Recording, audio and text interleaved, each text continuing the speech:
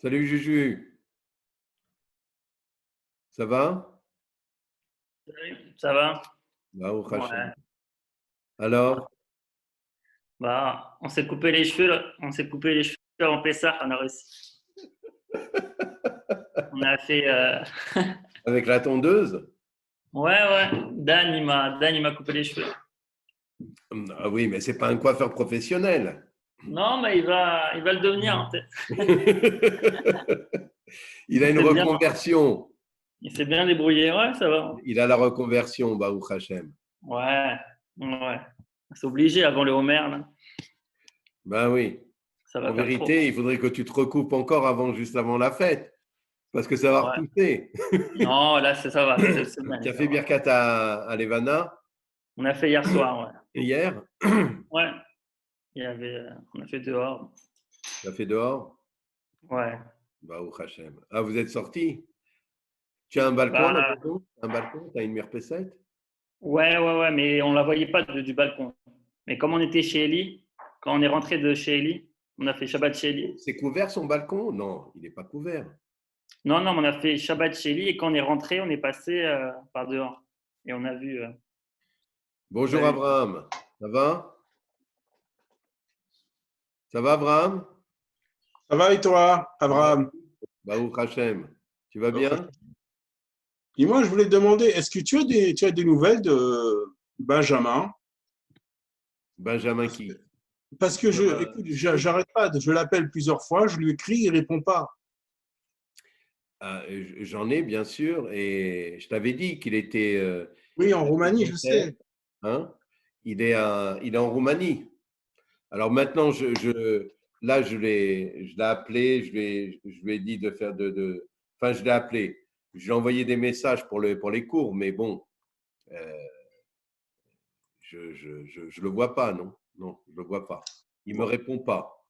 Mais Ezrat Hashem, mais en tout cas, je vois que sa sœur, s'il y avait quelque chose de Chas v'Shalom de grave, je vois que sa sœur sur Facebook, elle dit bon, tout va bien, quoi. Tout va bien, il n'y a aucun problème. Il n'y a aucun problème.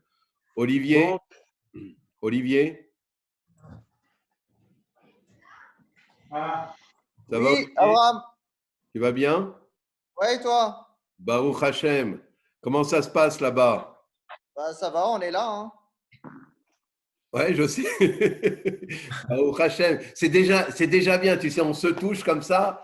Ah, ça Dis-moi, attends, je vais mettre la caméra. Si je mets la caméra, tu me vois? ouais, voilà. Comment tu Dis-moi, vas? Baruch en Hashem. France, en France, les Tu es synagogues illuminé, c'est fermées. beau là, comme ça, avec la lumière derrière toi. Dis-moi, est-ce Alors, que, est-ce que quelqu'un, je donnerai pas de nom, hein, est-ce qu'un rabbin qui ouvre la synagogue en ce moment en France, à Paris, est-ce que c'est assourd? oui, oui, je pense que oui aussi. oui. C'est quelqu'un qui peut mettre en danger les autres. Même s'il limite à 10? Ouais. Alors, il y a, il y a, il y a d'abord la loi du pays. Ça, c'est une chose qu'il faut respecter. Et d'autre part, c'est lui le responsable. C'est comme le manique, si tu veux. Il est responsable de sa Keïla. Maintenant, si tu en as qui le respectent, alors lui, il peut dire il faut que ça soit à 1 mètre, 2 mètres. Maintenant, s'il y a des gens qui ne respectent pas ça, Non, il a limité à 10, hein. comment? il a limité à 10. A priori, c'est interdit. Déjà, c'est interdit. Et puis, c'est ce qu'on avait dit. Le Ratzon d'Hachem, qui n'est pas le minyanim. Donc, celui qui veut absolument faire un minyan, il veut faire son Ratzon à lui plutôt que le Ratzon d'Hachem. Tu vois bien qu'Hachem, il envoie une Magefa. C'est pas. Qui d'autre a amené la Magefa? C'est Akadosh Baruch Hu. Donc, Akadosh Baruch Hu, nous, avec notre petit cerveau, on comprend que le monde entier, il a demandé de se confine. Donc, ça veut dire qu'Akadosh Baruch Hu, il savait très bien qu'en l'amenant, on allait être confiné et que même les religieux des Juifs ne pourraient pas faire de minyanim. Il le savait très bien, mais c'est sa volonté. Et en plus, il savait très bien que ça allait arriver entre Purim et Pessah. Et qu'à Pessah, normalement, on doit faire ça avec les enfants, etc. Et on n'y arrive pas. Donc, on voit bien que c'est le Ratzon d'Hachem.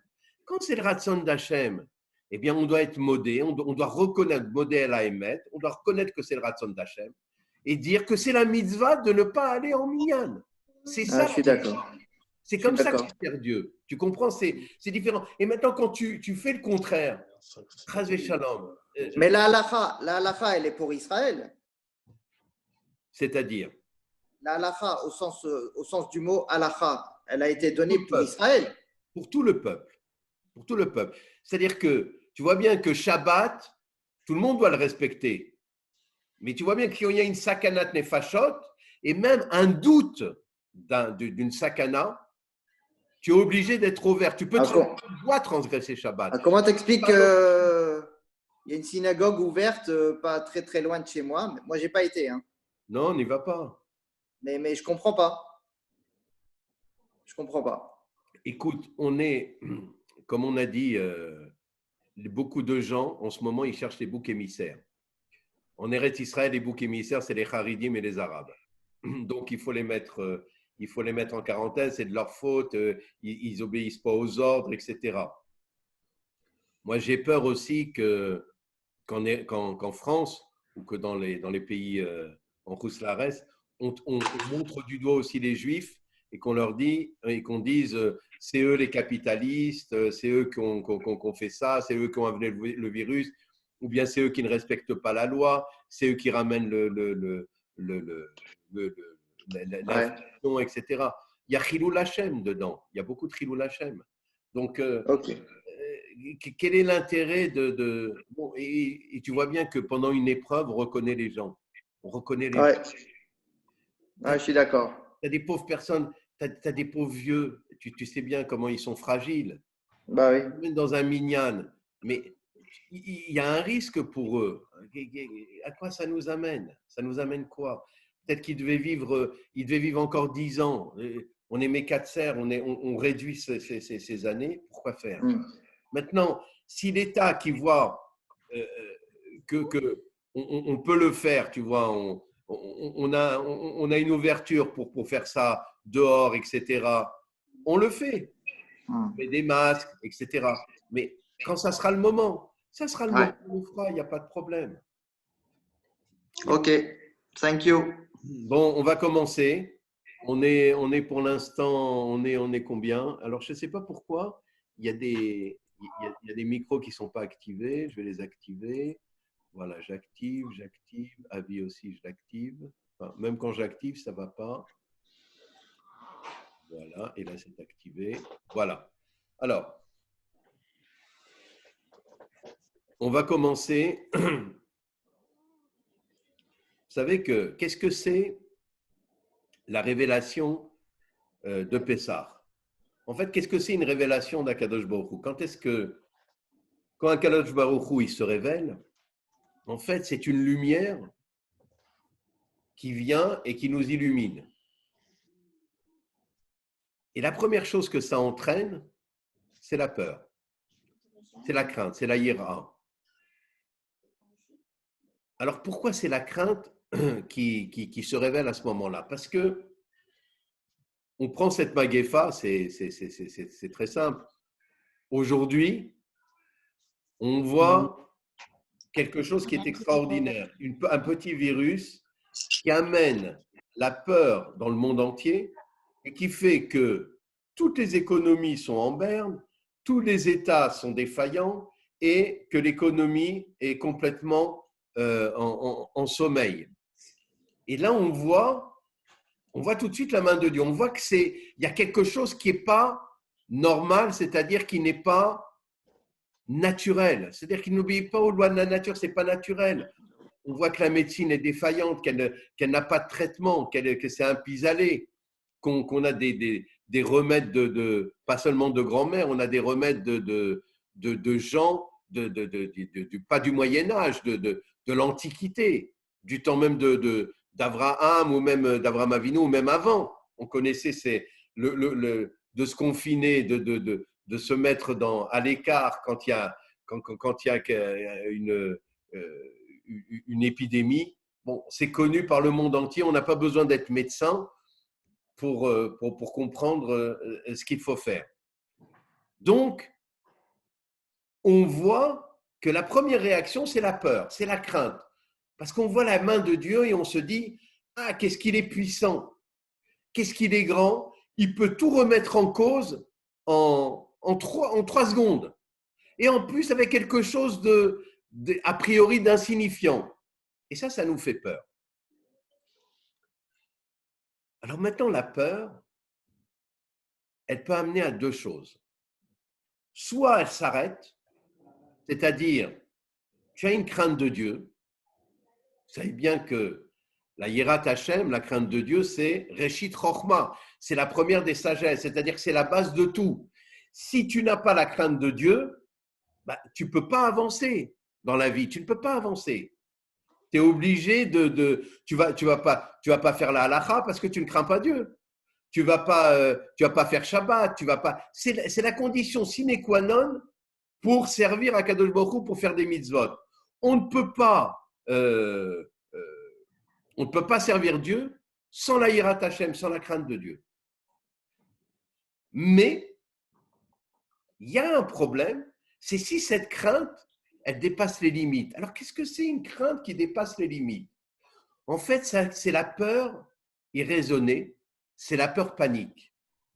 C'est quoi la peur panique? Vous savez que on dit la peur est bonne conseillère. C'est-à-dire, en quoi elle est bonne conseillère, la peur? C'est-à-dire que quand vous voyez, par exemple, un enfant ne sait pas ce que c'est un feu. Donc, il va mettre sa main dessus et il va voir que ça brûle. Donc, il va tout de suite l'enlever. Et donc, il ne va plus la remettre, il ne va plus remettre sa main parce qu'il a peur de se rebrûler. Donc, la peur, c'est quand même la première des sagesses. C'est-à-dire que même sans réfléchir, tout simplement, rien qu'avec la peur, tu vas t'empêcher de te faire mal.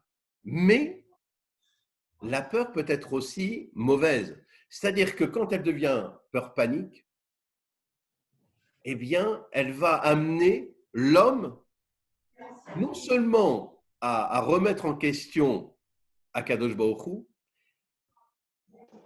elle va l'amener, cette personne, à aller vers ce qu'on appelle la marashrora, c'est-à-dire vers la mélancolie et vers l'anxiété et la dépression, et elle va l'amener aussi à la révolte. Là, je vous ai donné le ta'alir, c'est-à-dire les événements qui peuvent arriver après un dévoilement d'Akadosh Baruch Hu, c'est-à-dire après le dévoilement d'une Makkah. Pourquoi? Si par exemple quelqu'un se dit « Ah, c'est vrai qu'Akadosh Baruch Hu est grand, ça y est, je le reconnais. » C'est vrai, je reprends encore toujours cette Magefa, c'est-à-dire actuelle, c'est vrai. Ça ne peut être que Akadosh Baruch Hu qui nous a amené cette Magefa. C'est évident, tous les peuples sont KO. Il y a une main de Dieu qui est évidente. Après, voilà où vient la mauvaise peur. Oui, mais Akadosh Baruch Hu peut tuer tout le monde. Il peut tuer aussi bien le juif que le non-juif. Il peut tuer le bon et le mauvais. Est-ce que moi je suis bon? Est-ce que Akadosh Baruch Hu, il est, il est, il va me défendre? Est-ce qu'il fait ça pour mon bien? Est-ce qu'Akadosh Baruch Hu n'est pas cruel? Chas v'shalom. Est-ce que qu'est-ce qu'il veut? Est-ce qu'il veut vraiment sauver le monde ou il veut le détruire comme il l'a détruit? Par exemple, au temps de Noach, où il a mené le Maboul, il a tué tout le monde, il a gardé qu'une seule personne. Vous voyez, c'est-à-dire que si vous commencez à réfléchir avec cette peur, qui était au début une crainte de Dieu parce qu'on voit sa main puissante et qu'on se dit, mais c'est la main de Dieu, c'est formidable, il est grandiose, et je le reconnais, et je me suis trompé avant, je faisais des bêtises, et maintenant j'en ferai plus. Mais si tu continues à penser, et que tu fais grandir cette peur, ben ça va te mener à des peurs chutées, ce qu'on appelle les peurs chutées, qui vont t'amener en fait à te dire, mais peut-être qu'il a un pouvoir qui est trop fort, peut-être que chas v'shalom, on a affaire à un tyran, chas v'shalom, kaviachol, peut-être que c'est pas pour notre bien, peut-être qu'on va tout perdre, etc., etc., etc. Donc la peur, la crainte, elle peut facilement dévier vers le mauvais côté.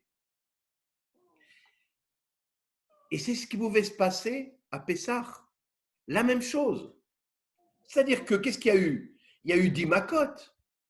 Mais le peuple, à chaque fois, vous savez que, première maca, par exemple, je vous donne des chiffres qui ne sont pas vrais, mais pour qu'on comprenne, il y avait 10% du peuple, 10% de ceux qui vont se libérer à la fin, 10% du peuple qui allait se libérer, qui vont croire en Moshe et en Akadosh Baruch Hu et Moshe son serviteur.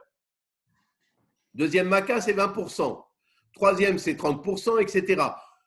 Plus les macotes continuaient, et plus le peuple, c'est-à-dire les 4 millions de personnes qui sont sorties à peu près,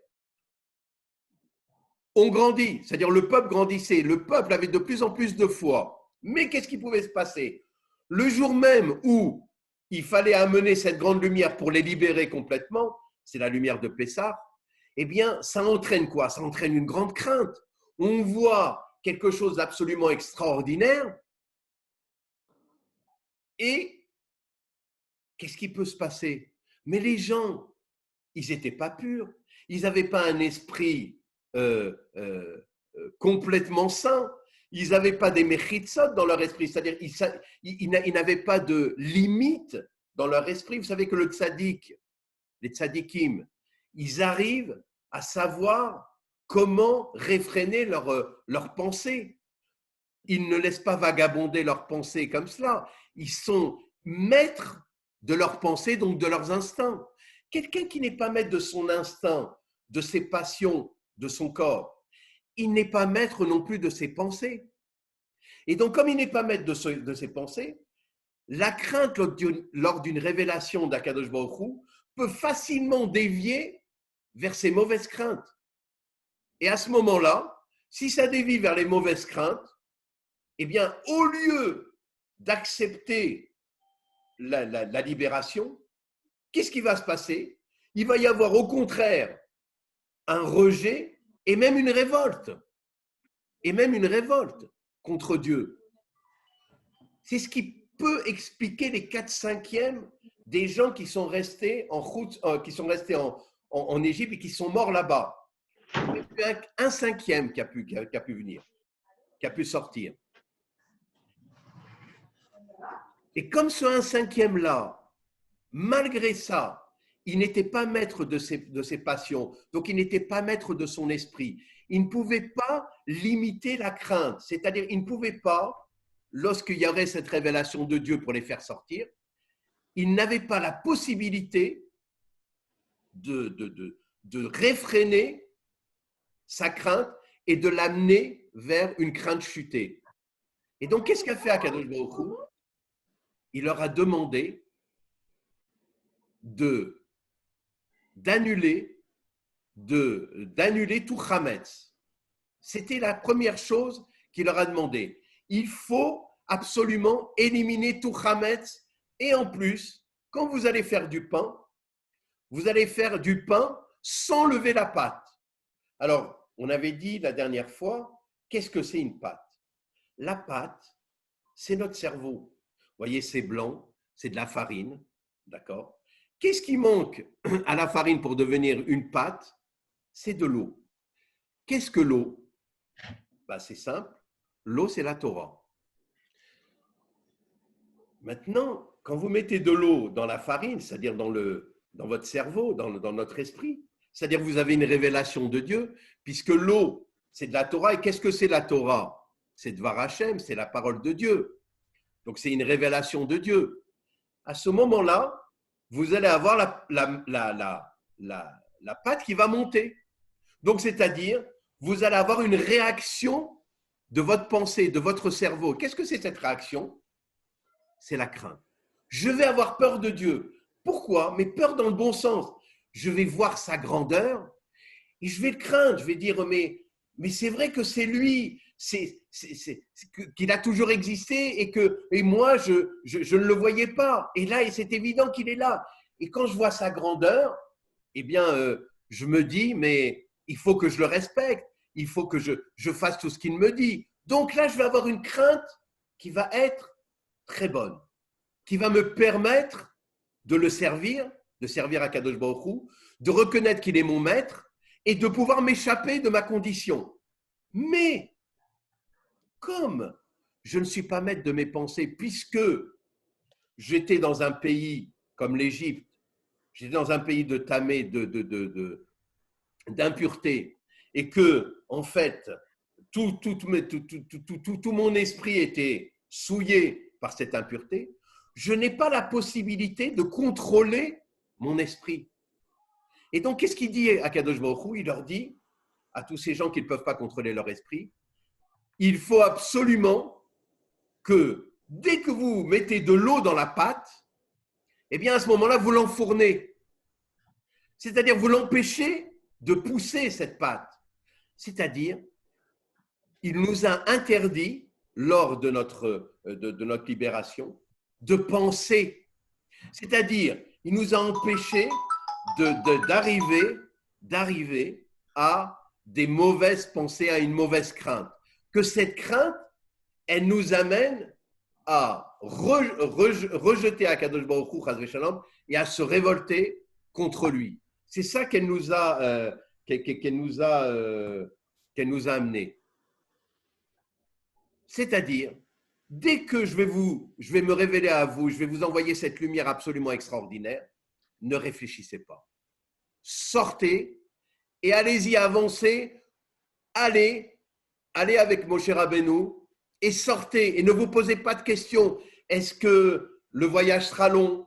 Est-ce que Akadosh Baruch Hu sera toujours avec moi? Est-ce que si je me comporte mal, Akadosh Baruch Hu, il ne va pas m'abandonner au beau milieu du désert?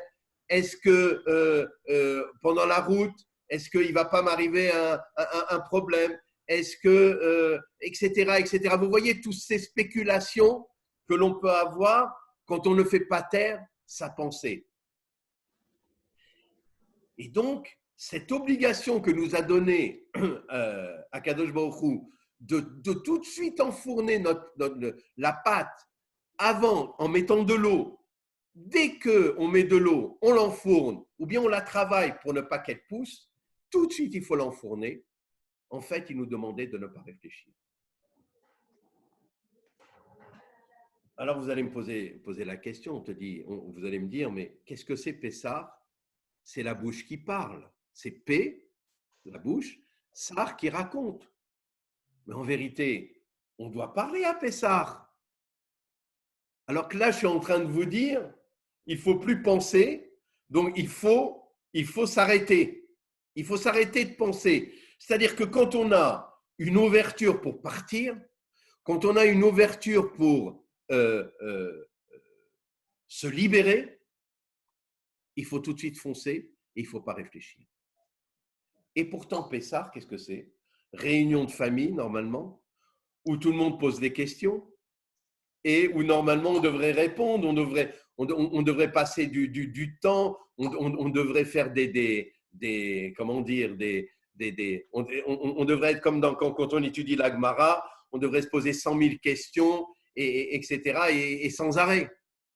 A priori, donc ce que je viens de dire avec le Hametz, c'est en contradiction avec le fait qu'il y ait une Agada et qu'on doit parler pendant Pessah. En fait, il n'y a pas de contradiction, bien entendu. Et pourquoi il n'y a pas de contradiction? On le voit avec le Maasé des 4 enfants. D'abord, la première question que pose la Haggadah, c'est Manishtana, Alayla Azé, Mikol Alelot. Quel est ce changement? Pourquoi? Etc. Il y a plein de questions dans Manishtana. Avant qu'on arrive aux quatre fils. On pose plein de questions dans Manishtana. Et pourtant, la réponse, vous allez la voir dans la Haggadah, elle n'a rien à voir avec une réponse. Par exemple, on dit, mais pourquoi aujourd'hui on mange des matzot alors que tous les autres jours, on ne mange que des matzot aujourd'hui, alors que tous les autres jours, on peut manger du chametz et des matzot. En fait, la question, elle est comme ça. Regardez à Sukkot. À Sukkot. On nous demande de vivre dans une soukha. On demande c'est la mitzvah. Pourtant, on ne nous interdit pas de sortir de la soukha. On ne nous interdit pas de rentrer dans la maison, dans notre maison avec un toit, etc., dans notre maison que l'on connaît. On ne nous interdit pas tout ça. Pourquoi est-ce qu'à Pessah, on pourrait se rappeler simplement qu'on mangeait du lo chametz, qu'on ne devait pas manger de chametz? Eh bien, c'est facile. Pendant le seder, on mange de la matzah. Et après, on peut manger du chametz. Pourquoi pas? Comme on le fait à Sukkot, on peut aller dans la soukha. Et puis, par exemple, il pleut. Bon, alors moi, je rentre dans la maison. Ou par exemple, c'est plus facile pour moi d'étudier parce qu'il fait moins froid à l'intérieur de la maison que dans la soukha. Et que dans la soukha, il fait trop froid. Donc, je vais rentrer dans ma maison et je vais étudier. Alors qu'à Pessah, ben non, tu ne supportes pas les matzot, et ben tu ne mangeras pas de pain. Ce n'est pas parce que tu ne supportes pas les matzot que tu vas manger du pain. Et qu'est-ce qu'on répond? On ne répond pas. On ne va pas te faire un cours. Pourquoi est-ce qu'on doit t'interdire pendant tout Pessah le chametz et pas à Sukkot? Est-ce qu'on répond à ça dans la Haggadah? Mais pas du tout. On dit Avadim Ayenu, les parents. On était des Avadim. Et voilà la réponse. On était des Avadim. C'est-à-dire que comme on était des Avadim, comme on était des esclaves de Pharaon, c'est quoi être esclave de Pharaon? C'est-à-dire qu'on était assujettis à son impureté. On était assujettis au ta'avot de Mitzraïm. On était assujettis aux passions matérielles du corps que nous ont transmis les Égyptiens. Et donc, à cause de cela, il nous est interdit de manger du chametz, c'est-à-dire de spéculer avec son esprit. On ne le peut pas, on n'est pas des tzadikim, il n'y a que les tzadikim qui peuvent le faire. Pourquoi? Parce qu'eux ont des mechitsot, c'est-à-dire, c'est quoi des mechitsot? Ce sont, en fait, ils arrivent à dominer leur instinct. C'est quoi dominer son instinct, comme on l'a dit tout à l'heure? C'est arriver, en fait, à pouvoir dominer ses pensées. C'est-à-dire ne pas les laisser vagabonder, savoir quand il faut s'arrêter, savoir quand il faut faire des déductions et savoir se taire. C'est pour ça qu'il y a marqué Seyag la chorma shtika. Quelle est la limite de la sagesse? C'est le silence. C'est-à-dire celui qui sait se limiter, celui qui sait faire taire sa pensée, ses pensées, ne pas aller au-delà de ses possibilités, c'est-à-dire se connaître déjà, connaître son niveau, ne pas aller au-delà de son niveau, donc à un moment donné, attendre, ne pas penser, avoir de la matzah, et ensuite, quand on voit qu'on a une possibilité de pouvoir faire des déductions dans le bien, à ce moment-là, on peut le faire.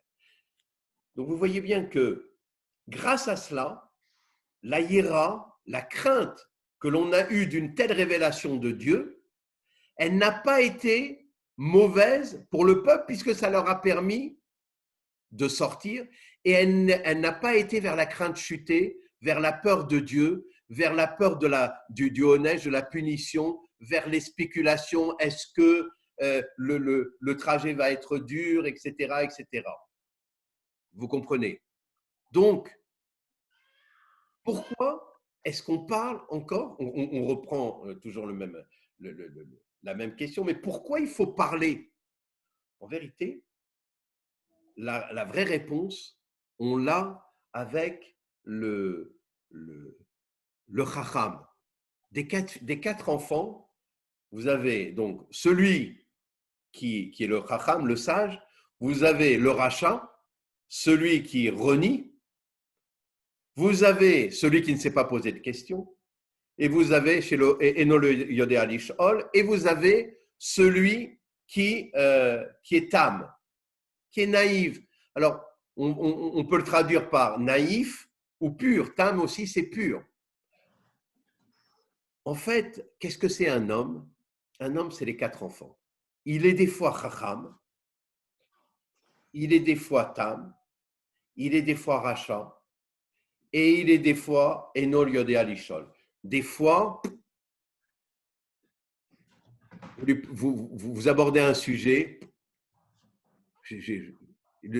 vous pouvez voir des gens qui vous disent, bon, j'ai aucune idée, ça me dit rien, ça ne lui amène même pas des questions, c'est vraiment celui qui ne sait pas. À un d'autres moment, il va complètement se révolter quand il va recevoir une information. Là, il va être comme le rachat. Mais qu'est-ce que c'est que ça? D'où tu sors ça? Où c'est écrit? Et si, et ça, c'est pas… Le rachat. Il peut être aussi le tam. Le tam, c'est celui qui va dire je ne sais pas, mais il va poser des petites questions, mais des questions tout à fait simples. Et il ne va pas aller très loin, mais il va admettre.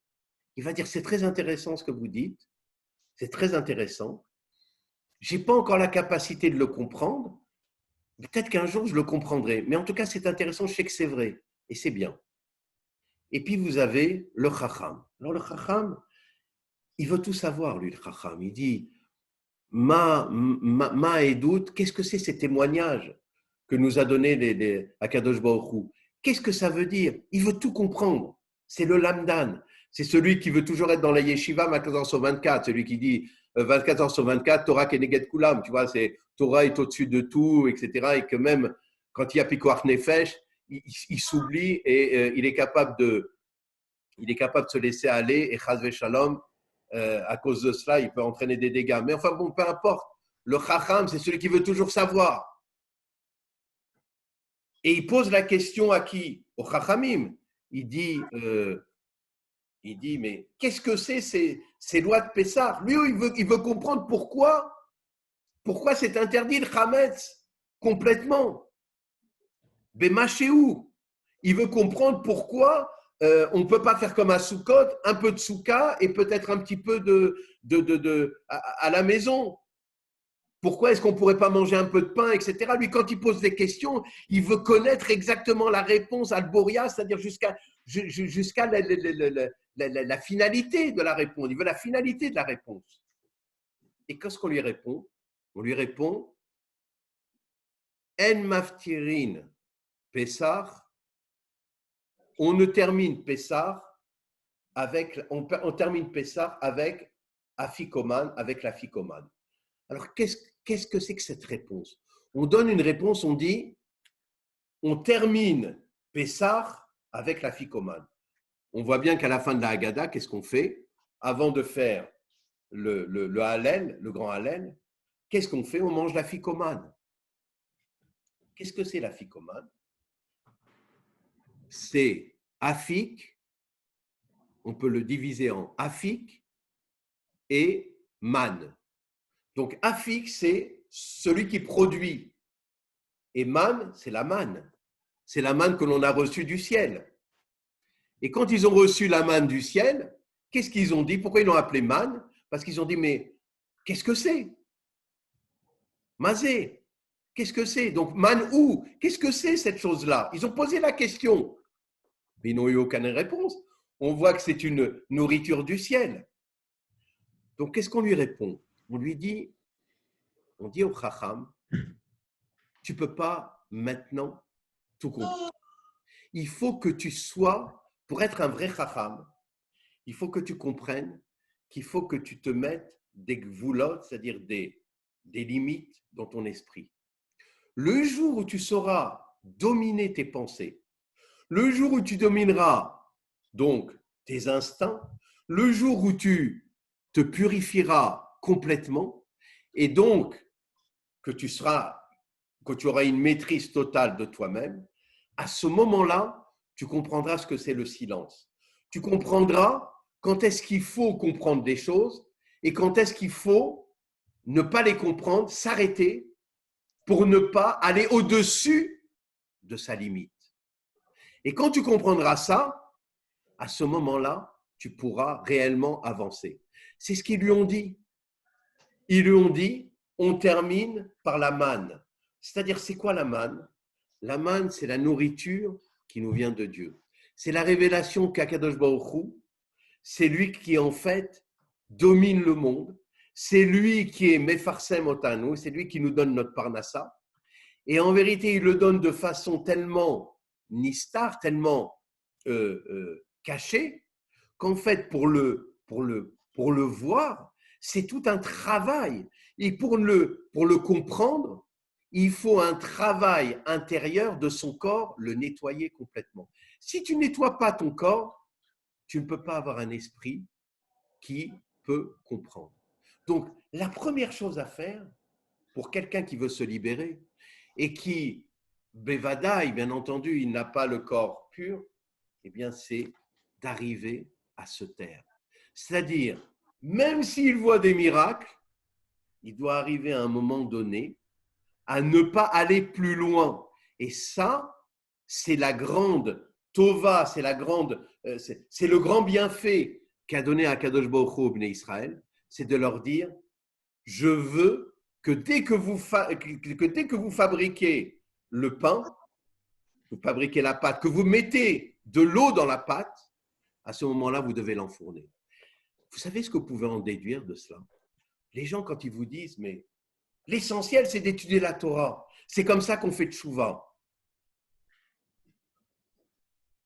Mais quelqu'un qui a une pâte, qui a un esprit qui est souillé, et à qui vous allez mettre de l'eau, qui est la Torah, vous allez le faire divaguer. Vous allez il va aller dans des pensées qui sont au-dessus de ses possibilités, au-dessus de son niveau. Et toute notre Torah, elle est basée sur les gvulot, sur les limites.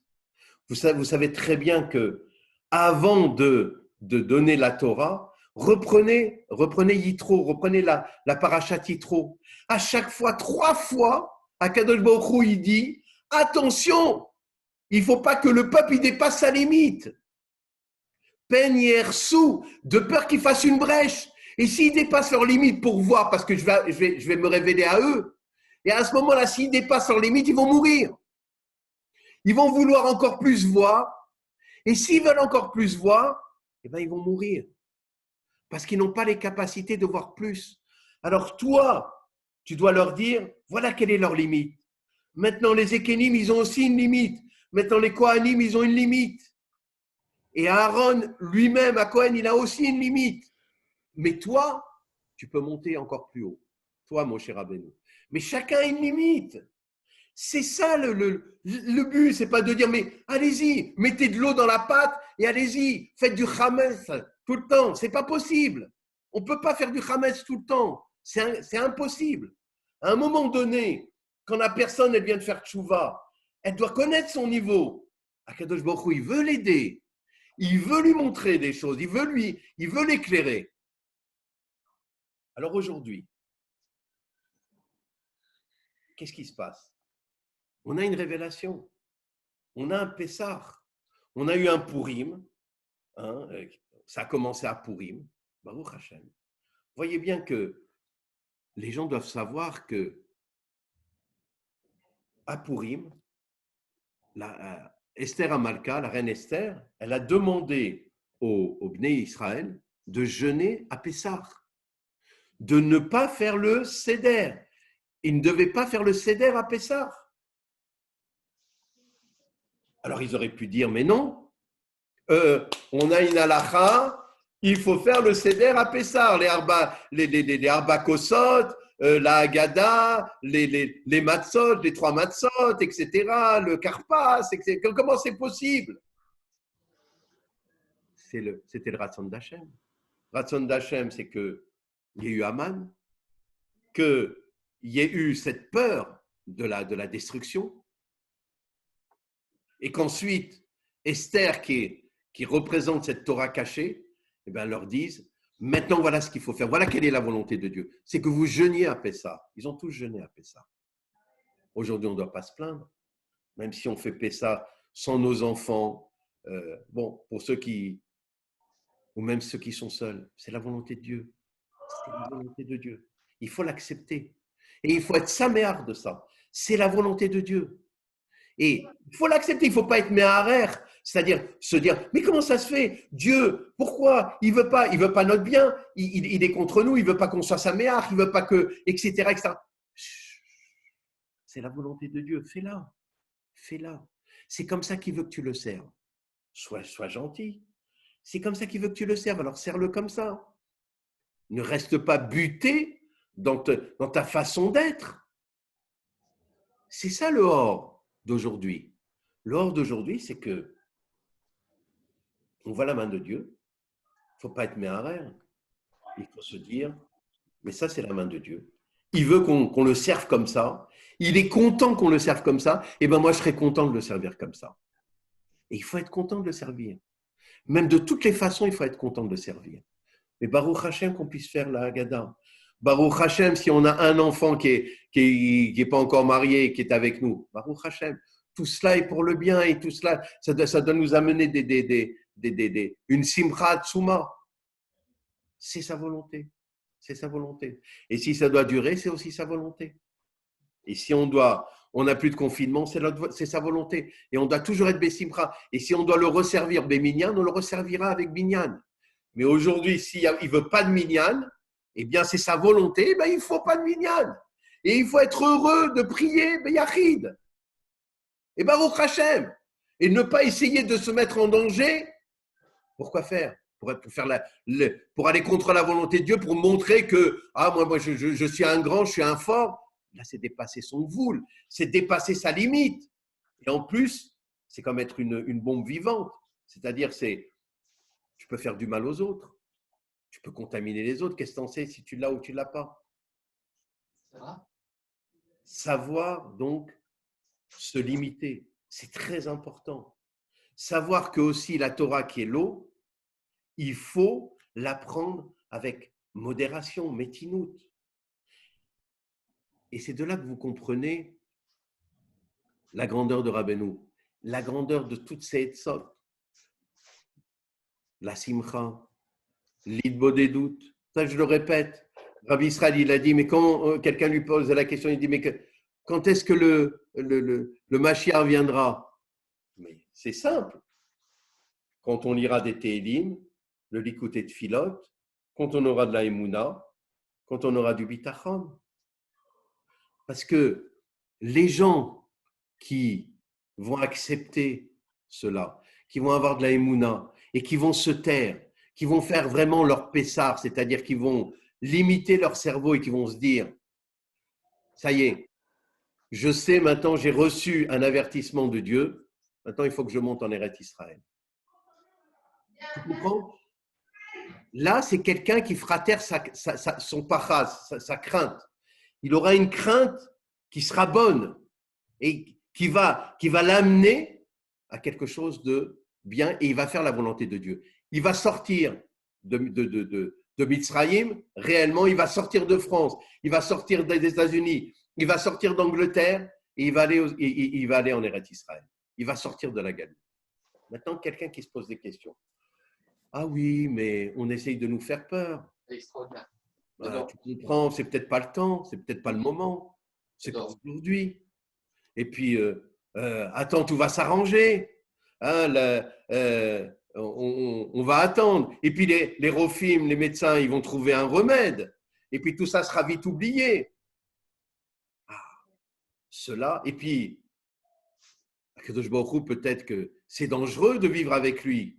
Hein? Il vaut mieux vivre avec des médecins qui ont des médicaments que de vivre avec Akadosh Baruch Hu. On ne sait pas s'il veut notre bien, s'il veut notre mal, s'il veut nous tuer, s'il veut nous laisser, etc. Dès que vous commencez à parler, dès que vous commencez à laisser vagabonder votre esprit, ça y est, le type il va rester en France, il va réouvrir son magasin, il va se dire qu'un jour, le prix de son appartement va remonter, que tout va redevenir comme avant. Alors vous comprenez, c'est sûr qu'ils vont trouver peut-être un vaccin, c'est sûr qu'ils vont trouver un moyen de sortir.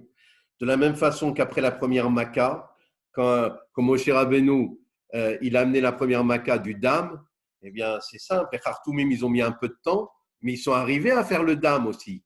Ils sont arrivés à faire à amener du sang dans le Nil et dans l'eau. Et après, à ce moment-là, qu'est-ce qu'il a dit, Pharaon? Il a dit, vous voyez, mes magiciens, ils arrivent à le faire. Donc, puisqu'ils arrivent à le faire, alors, laissez-moi, sortez. Vous, Moshe et Aaron, sortez d'ici. 10% des Juifs ont été convaincus. Donc, ils ont été du côté de Moshe. Il a fallu une deuxième Maca. Alors, est-ce qu'on est à la première Maca aujourd'hui? Est-ce que tout ce qu'on a reçu, est-ce que Hitler, c'était une première Maca? Vous savez que les manigim, les responsables, ils ont dit, mais si on amène nos talmidim en Eretz Israël, avec ces sionistes, on ne pourra plus étudier. Les élèves, ils vont complètement devenir des chilonim, des non-religieux. On ne pourrait plus étudier la Torah. Donc, qu'est-ce qu'ils ont fait? Ils ont demandé à leurs élèves de rester là-bas. Ils sont morts. Il y a eu 6 millions de morts. Vous comprenez qu'il y a eu 6 millions de morts.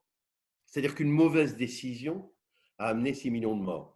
Quand, par exemple, vous êtes un responsable communautaire ou vous êtes un responsable d'une Keïla, vous êtes encore plus grand et que vous dites il n'y a pas de Magefa, alors que la Magefa, elle est partout, et qu'il faut continuer parce que la Torah, c'est supérieur à tout, et que vous entraînez des gens qui vont se contaminer et des morts, vous êtes responsable.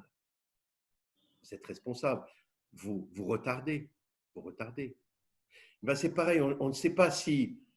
Alors, est-ce que les années 40, c'était la première Maca? On ne l'a pas écouté. Est-ce que ce qui nous est arrivé avec les musulmans qui ont attaqué des écoles, qui ont attaqué des juifs, est-ce que c'était la deuxième Maca? Est-ce que celle-là, c'est la troisième Maca? Ou est-ce que c'est la première? J'en sais rien. Je sais une chose, c'est qu'il y a une histoire de Rabbi Israël qui dit que les Breslevers de Pologne, avant la guerre, ils avaient entendu parler du Pétek. Vous savez que Corona, ça a la même valeur numérique que Nachman. Nachman, c'est la même valeur numérique que Corona. C'est-à-dire celui qui ne dit pas Nanar, parce qu'on ne dit pas Nanar, on a le Corona. C'est parce qu'on ne l'a pas diffusé assez. Parce que les gens ne l'acceptent pas aussi. Qu'est-ce qui s'est passé? Il y avait des Breslevers, une très grande communauté de Breslevers, qui ont entendu parler du Pétek. Et ils ont demandé à Rabbi Israël, qui était en Israël, de leur envoyer ce Pétek par la poste. Et Rabbi Israël, il a dit, mais bon, je vais l'envoyer.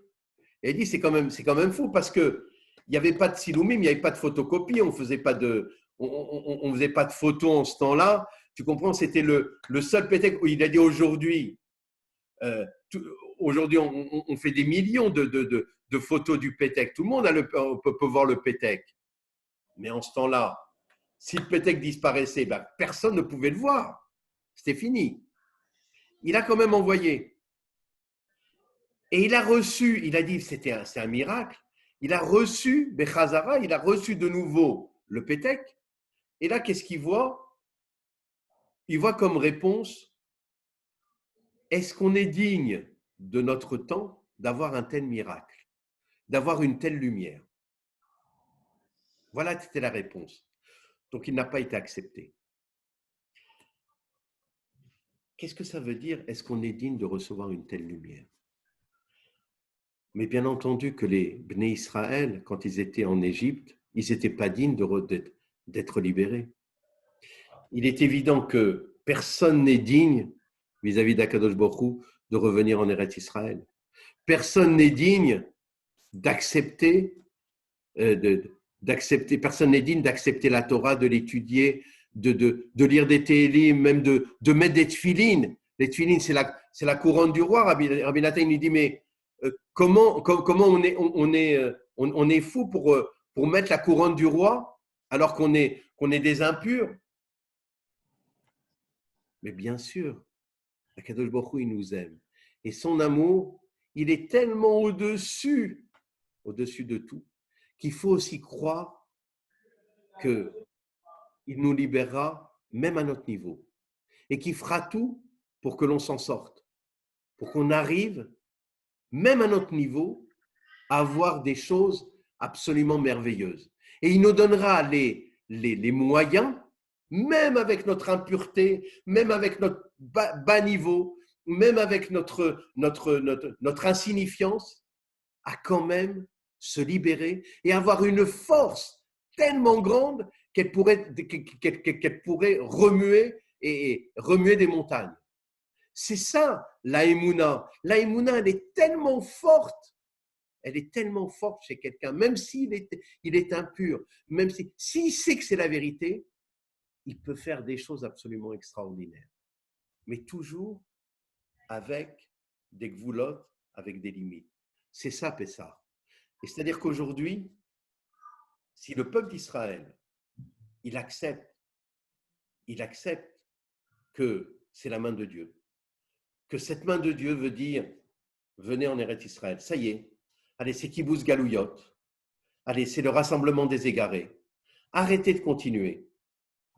N'attendez pas une autre Maca, n'attendez pas une troisième, une quatrième, une cinquième, venez. Eh bien, on n'aura pas besoin d'en avoir d'autres. C'est-à-dire, il n'y aura pas un talir, il n'y aura pas une succession de chasvé shalom, de révélations comme ça qui amèneront la crainte. Parce qu'à chaque fois qu'il va se révéler à Kadosh Baruch Hu, il va encore plus faire peur. Il va encore plus faire peur. Si les gens ne comprennent pas, s'ils restent, c'est comme il a dit à Israël. Si les gens de Galoud ne comprennent pas, ils recevront encore des macotes. Pourquoi des macotes? Est-ce que c'est pour notre mal? Mais non. C'est pour que les gens, ils aient cette crainte, ils aient cette peur et qu'ils comprennent qu'il faut partir. Et tant qu'ils ne comprendront pas, ça continuera.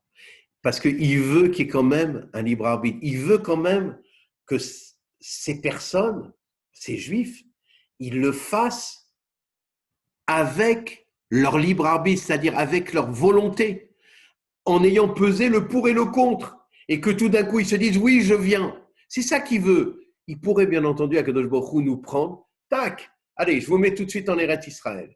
C'est pas ce qu'il veut. Il veut que ça soit une volonté de nous. Il veut qu'on se réveille. Il veut que ça soit nous qui se réveillons et qui disons à Akadosh Baruch Hu, ok, Akadosh Baruch Hu, on est d'accord, on a compris, on arrive, et à ce moment-là, c'est ça qu'il attend. C'est ça qu'il attend. Et pour cela, il faut voir le bien. Pourquoi il faut voir le bien chez les autres? Parce que les gens, la plupart des Juifs se disent, qu'est-ce qu'Akadosh Baruch Hu a à faire de moi? Je suis un insignifiant, je suis un impur. Pourquoi est-ce qu'il voudrait de moi? Et si on lui dit, mais il y a une élite qu'Akadosh Baruch Hu vénère et tous les autres, il n'en a rien à faire, affichent et qu'il les punit parce que c'est eux qui font des péchés, etc. Vous comprenez que la personne ne pourra jamais se libérer, elle sera toujours en train de se dévaloriser et toujours en train de se dire, mais Akadosh Baruch Hu ne m'aime pas, donc en fait c'est pour mon mal tout ça. Le fait de voir le bien chez les autres, le fait de voir des points positifs en nous, le fait de croire que des petits tikkunim, des petits remèdes sont suffisants pour se rapprocher de Dieu, comme le tikkun haklali, comme nanar, dire nanar, nachman, nachman, meuman, dire des télim, avoir la foi des femmes, eh bien ça sera suffisant pour se libérer. Et si on comprend ça, on se libère. Et vous allez voir que, même si ce n'est pas la dernière, et que c'est peut-être la première ou c'est peut-être la troisième, je ne sais pas quel numéro c'est, mais plus ça va aller, et plus les gens vont comprendre. Et plus les gens vont comprendre, et plus on va avoir des prodiges, Baruch Hashem, et plus en Eretz Israël, on sera bien, on sera protégé, et plus ceux de Chutz La'aretz, ils viendront vers nous. Et c'est comme ça que se fera Kibbutz Galouyot, et c'est comme ça qu'il y aura la révélation et du Mashiach avec son peuple. Be'ezrat Hashem Yemira V'Yamenu.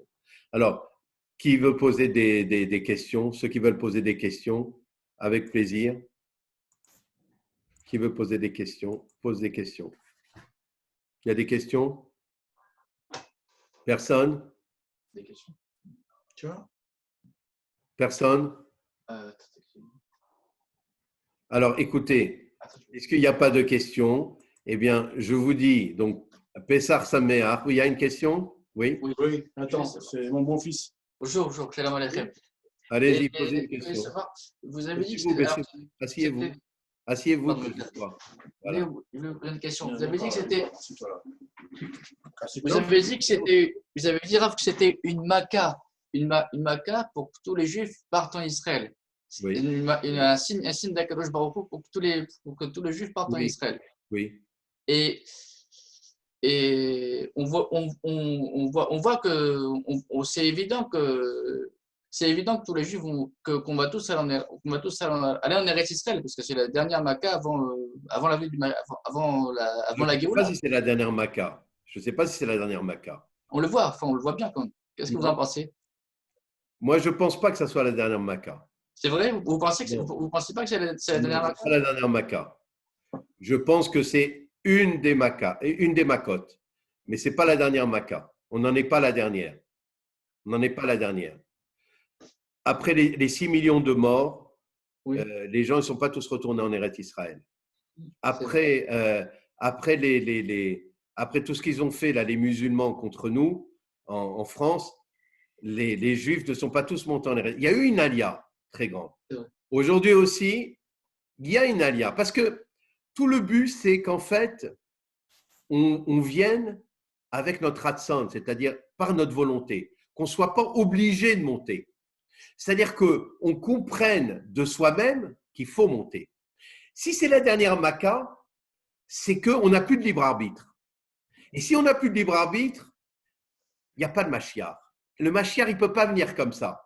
Il faut que le peuple d'Israël, de sa propre volonté, il vienne en Eretz Israël.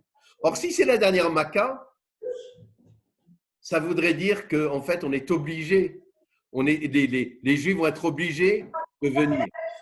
Je ne crois pas. Je ne crois pas. Je ne crois pas que ça soit la Maca. Je pense que par la Rachmanout d'Hachem, mais je peux me tromper, hein, parce que Hachem, il est Rahman, il est miséricordieux. Il va faire il va donner une Maca une après l'autre, oui, que les gens comprennent. Et pour qu'au fur et à mesure, tout le monde n'est pas au même niveau. Il y a des gens qui vont comprendre beaucoup plus vite que d'autres. S'il y a eu 10 Makot, on dit pourquoi le monde a été créé par 10 paroles. Eh bien, c'est que qu'est-ce qu'on nous dit dans le Pirkei Avot? C'est parce que il a fallu 10 paroles pour créer le monde. Donc, c'est-à-dire que chaque fois que tu fais quelque chose de bien et que tu es Meshoutav, c'est-à-dire que tu es associé à Kadosh Baruch Hu dans la création du monde, eh bien, tu fais quelque chose qui a nécessité 10 paroles, quelque chose qui a nécessité quelque chose de grandiose. Ce n'est pas simplement avec une seule parole, mais c'est avec 10 paroles que ça a été créé. Eh bien, c'est pareil. Pour pouvoir amener tous les gens, chacun selon son niveau, à revenir et à comprendre qu'il faut revenir en Eretz Israël, peut-être qu'il faut des darga haré darga, c'est-à-dire il faut que les prodiges soient, si tu veux, nivelés. C'est-à-dire de la même façon qu'en Égypte, à un moment donné, les khartoumim, les médecins d'aujourd'hui, en fait, ils arrivaient à trouver à chaque fois la parade, ils faisaient la même chose, et à un moment donné, ils n'y arrivaient plus. Et donc, peut-être qu'il faut passer par ce talir pour qu'en fait, il y ait les 10% qui viennent, après ça va être 20%, après ça va être 30%, jusqu'à ce qui arrive à 100%, mais que ça soit avec un ratson, c'est-à-dire avec pas que ça soit une contrainte, mais que ça soit par envie et par volonté, parce que c'est lui-même qui s'est réveillé. Et c'est ça la grandeur. C'est ça qu'il recherche à Kadosh Baruch Hu. Tu sais, il a des anges. Il a des anges partout. Les anges, ils n'ont pas de libre arbitre. Mais les anges, il n'en a rien à faire. Lui, ce qu'il aime, c'est le pauvre juif qui est dans un monde avec des épreuves sans nombre. Sans nombre. Il est assailli par le mal. Chaque fois, le Yetzer Hara, il n'arrête pas de le rendre confus, de l'amener à avoir des choses qui ne sont pas belles, à lui faire penser le contraire de ce qu'il faut, de le faire transgresser, etc. Il est à chaque fois en guerre, en milchama. Et chaque fois qu'il se sort de cette emprise du mal et qu'il va vers Akadosh Baruch Hu, qui va vers le bien, mais Akadosh Baruch Hu, il a une joie qui est incommensurable, que n'importe quel, aucun ange ne peut lui apporter. Un plaisir immense. Donc tu comprends que si aujourd'hui, il te met une maca et que tout le monde est obligé de venir, mais quel est son plaisir? C'est-à-dire qu'on devient des anges, on devient des gens sans libre arbitre. C'est ça, vouloir absolument, tu comprends, Mashiach Nao, c'est-à-dire on veut tout de suite qu'il y ait la libération. Ben non, on veut une libération, c'est ça la grandeur du tzaddik, c'est d'arriver à libérer le peuple par son ratson, c'est-à-dire en se réveillant lui-même. Il va réveiller le peuple et le peuple va se réveiller. Et c'est lui-même qui va vouloir partir. Ce n'est pas par contrainte qu'il va partir. C'est par son ratson, par sa volonté. Et ça va être une grandeur. Et c'est ça qu'Akadosh Baruch Hu, il attend depuis la création du monde. C'est ça qu'il attend depuis la création du monde. Que nous nous réveillons. Il ne veut pas nous réveiller, il veut qu'on se réveille. Il fait comme on a fait à Purim. Pour ça. Comment? Comme à Purim, c'est nous-mêmes qui nous sommes réveillés. Absolument, absolument. Et qu'est-ce qui a manqué à Purim pour qu'il y ait le Mashiach? C'est Kibbutz Galouyot. C'est que tu as une très grosse partie du peuple qui est montée, mais qui c'était ces gens-là qui sont montés? C'était les pauvres.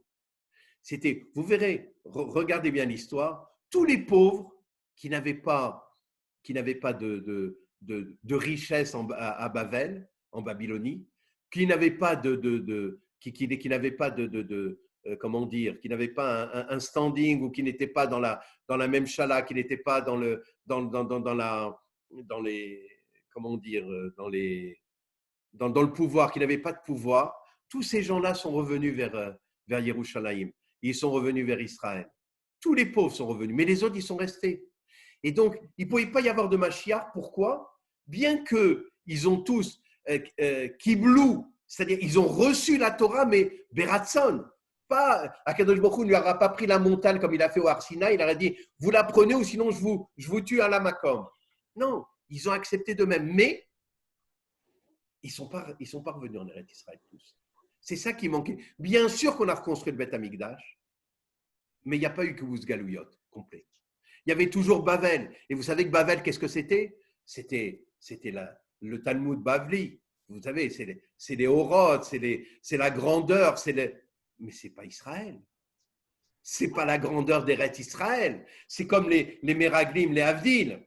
C'est les Meraglim qui se disaient, mais pourquoi on va aller en Eretz Israël? On est très bien ici. On a la manne, on a les Hanané Kavod qui nous nettoient. On voit Dieu Kaviachol, c'est-à-dire on voit les nuées de gloire. On est mais à la Teva, mais à la. Pourquoi on doit aller en Eretz Israël? On a la manne qui nous mange, on mange la manne, on a une nourriture céleste. Pourquoi est-ce qu'il faut labourer? Pourquoi est-ce qu'il faut manger du blé en Eretz Israël? Parce qu'Eretz Israël, c'est au-dessus de tout. C'est au-dessus de tout. Et si on ne veut pas aller en Eretz Israël, on fait la faute des Meraglim. Mais c'est pour ça qu'à Purim, bien qu'on ait voulu recevoir la Torah, il n'y a pas eu Kibbutz Galouyot. C'est Kibbutz Galouyot qui nous manque. Et même celui qui veut presser le temps, vous comprenez que Rabbi Nachman, il a dit une chose que personne n'a dit. Il a dit, j'aurais pu faire venir le Mashiach, mais j'y ai renoncé pour vous faire Teshuvah. Mais qui peut dire une parole pareille? Mais les gens, ils se disent, mais amène-nous le Mashiach, daï la tsarot, arrêtez les souffrances. Mais non, c'est pas arrêter les souffrances, c'est que, qu'est-ce qu'il veut à Kadosh Baruch Hu? C'est qu'on revienne Beratson, c'est qu'on se réveille de nous-mêmes. C'est que nous, on se dit, ah Kadosh Baruch Hu, écoute, moi je crois que tu m'aimes. Et donc, je sais que tu m'aimes, je sais que j'ai une importance pour toi, et donc, je vais faire un pas. Et je sais que tu vas m'aider. Et c'est ça, ça s'appelle la confiance. Ça s'appelle la Emouna. Ça s'appelle la Tfila. Ça s'appelle l'Idbo des doutes. Ça s'appelle le Tikkun HaKlali. Ça s'appelle le Nanar. Ça s'appelle Rosh Hashanah avec le Tzadik. C'est toutes les choses simples qui font que, tu comprends, pourquoi Ouman, tout le monde dit, mais c'est extraordinaire. C'est parce que vous avez des gens qui ont fait les 400 coups. Mais les types avec les coucous, là, les queues de cheval, tout ce que vous voulez. Ils arrivent là-bas, ils lisent les Tehillim. Mais c'est extraordinaire. Mais c'est évident qu'Akadosh Baruch Hu, il a une joie immense. Mais c'est énorme. C'est énorme. Qu'est-ce qu'il en a à faire que quelqu'un qui est né dans une famille religieuse, il étudie la Torah? Mais c'est normal, c'est comme un ange. Il n'a pas de Bechira, le type, il fait exactement comme ses parents. Mais que quelqu'un qui a fait les 400 coups, qui a fait, je sais pas, qui a fait mai 68, qui a été dans la drogue, qui a fait, je sais pas, moi, qui a fait tous les péchés du monde, Chas v'Shalom, tout d'un coup, il se réveille, il va aller vers Akadosh Baruch Hu. Mais quel miracle! Mais c'est un miracle! C'est la grandeur du juif! Que En Yehush Ba'olam Klal, il n'y a pas de désespoir. Vous comprenez? La grandeur, c'est ça la grandeur. Il n'y a pas de désespoir dans le monde. C'est ça que ça veut dire. Et c'est ça qui est extraordinaire. C'est ça qu'il veut. J'ai renoncé à amener le Mashiach pour vous faire Teshuvah. Et aujourd'hui, on va faire Teshuvah. Une partie va faire Teshuvah. Je ne crois pas que tout le monde va faire Teshuvah. Beratson, pas avec la contrainte. C'est-à-dire, on ne va pas avoir une épée sur nous. Vous allez voir qu'on ne va pas avoir une épée sur nous. Mais il faut se réveiller. Et il faut essayer de réveiller son voisin. Mais avec quoi? En lui voyant des Nekudot Tovot.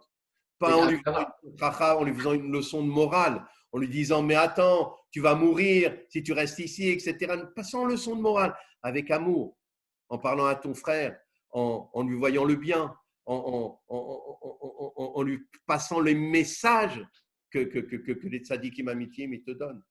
Et à ce moment-là, tu verras qu'il y aura une vraie libération au fur et à mesure, Beratson, avec la volonté du peuple. Et tu verras que ça sera comme ça que ça se passera. Amen, amen. Amen. Écoutez, passez un bon Pessar, que ce Pessar soit le Pessar de la libération. Amen. Ça soit l'apothéose de notre libération. Amen. Kibbutz Galouyot, et qu'on puisse Bezrat Hashem à Yerushalayim. Amen. Avec un Beth Amikdash qui viendrait Bezrat Hashem du ciel, complètement fait par toutes les Nekudot Tovot de chaque juif. Vous savez, quand on dit, Amen. il y a une marloquette, je terminerai par ça, il y a une marloquette. Est-ce qu'on va construire, nous, le troisième temple, ou est-ce qu'il va venir du ciel? En fait, c'est la même chose. Parce qu'il va venir du ciel, mais c'est quoi le Beth Amikdash? C'est toute nos réveils, tous les réveils de chaque juif, toutes ces volontés que l'on a eues de se rapprocher de Dieu et qui ne sont jamais perdues, qui n'ont jamais été perdues. Akadosh Baruch Hu, il a comme un caviarol, comme un panier. Et chaque fois que quelqu'un il a une envie de se rapprocher de Dieu, il la prend et il la met dans son panier comme ça. Et ça, c'est quoi?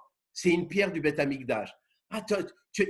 Chaque fois que quelqu'un, Béhémet, il a une envie de faire quelque chose de bien dans sa vie, il a envie de faire le bien à son prochain, il a envie d'aider un juif qui veut le sortir de sa condition, il a envie de libérer quelqu'un d'autre, il a envie de se libérer. Hop, Akadosh Baruch Hu, il prend ce ratson, il prend cette volonté, il la met dans un sac et à la fin de tout cela, il va construire des pierres et de ces pierres-là, il va faire tomber le Beth Amikdash. Donc le Beth Amikdash, il va être construit aussi bien par nous que par Akadosh Baruch Hu. Chazak ou Baruch. Chazak ou Baruch. Donc je l'ai enregistré, ce cours, et je le donnerai, Bezrat Hashem, je vais le donner parce que tout le monde n'était pas là, je vais le redonner à beaucoup de gens. Amen. Amen. Ça, et que Dieu vous garde, Bezrat Hashem. Amen. À vous aussi. Amen. Toi aussi, Abraham. Amen. On n'ait pas peur et que Amen. on sache que tout cela, c'est pour notre bien, Bezrat Hashem. Amen. Au revoir. Au revoir. Au revoir. Pesach Sameach. Chazak ou Baruch. Toda Rabba. Merci beaucoup.